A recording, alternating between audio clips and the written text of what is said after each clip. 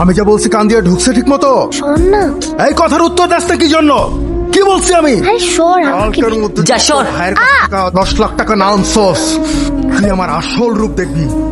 তোরে পিটাই আমি তক্তা বানায় ফেলবো। বড় বোনকে কেউ এইভাবে মারে? বড় বোনকে মারলে কি হয়?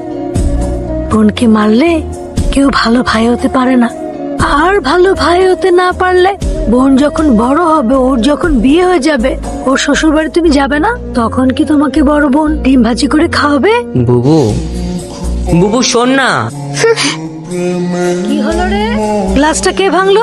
না না মা, কিছু হয়নি, আমার হাতের লেগে গ্লাসটা পড়ে গিয়েছে। বুবু সরি,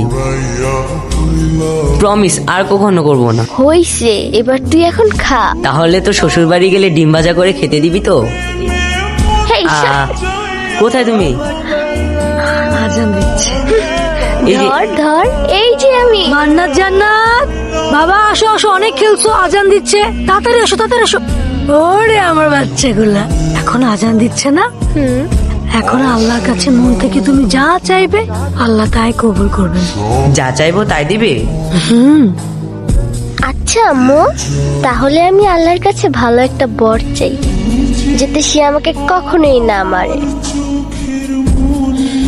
আর তুমি? আমি চাই তোমার কুলে এইভাবেই যেন সারা জীবন শুয়ে থাকতে পারি।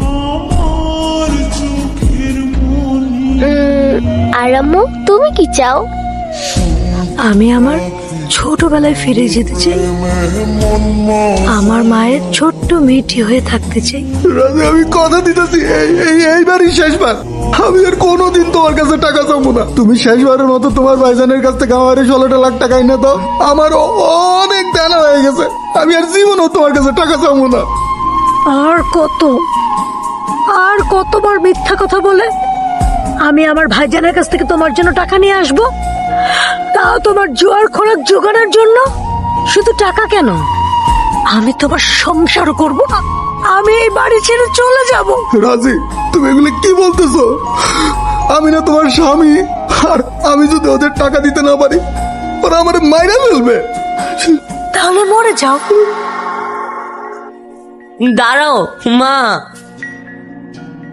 বুবুকে নিয়ে কোথায় যাচ্ছ? আমাকেও নিয়ে চলো। না, তোমাকে নিব না। তুমি তোমার বাবার সন্তান, বাবার মতোই হবা। থাকো তোমার বাবার সাথে, তুমি থাকো। এই চলো। মা দাঁড়াও মা।